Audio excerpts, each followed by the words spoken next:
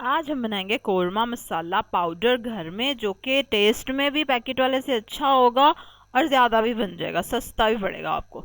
ठीक है, चलें जी हम इसकी रेसिपी शुरू करते हैं। सबसे पहले आपको चाहिए दालचीनी के 2 अदद टुकड़े। ठीक है, इन सबको हम एक सॉस पैन में डालते जा रहे हैं, फिर मैं आपको बताती हूँ क्या करना है।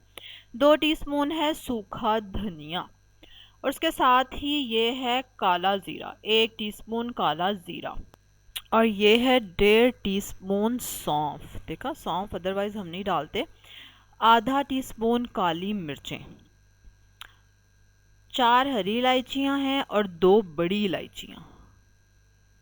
ये है जायफल का टुकड़ा छोटा सा, 4 से 5 लौंग, और ये है छोटा सा टुकड़ा जावित्री का।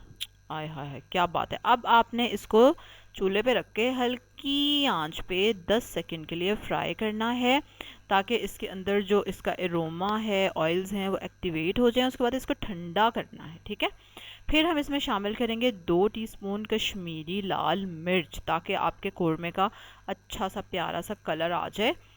अब आप इन मसालों को कर देंगे ग्राइंड, ज़बरदस्त सा पाउडर देखा आपका रेडी हो गया घर पे ही। और ये 2 किलो तक आराम से चल जाएगा, और अगर आप कम मसाले खाते हैं तो 3 किलो तक भी चल जाएगा, और इतना मज़े का आपके कोरमे का फ्लेवर आएगा। इसको ग्राइंड करने के बाद आपने जिपलॉक बैग में या किसी जार में भर के इसको फ्रीज़र में स्टोर करना है, ताकि इसका टेस्ट और ये ज़्यादा मतलब लॉन्ग लास्टिंग हो सके। ठीक है, चलें जी, ज़रूर ईद पे बनाएं कोरमा मसाला, कोई ज़रूरत नहीं डब्बे शब्बे लाने की।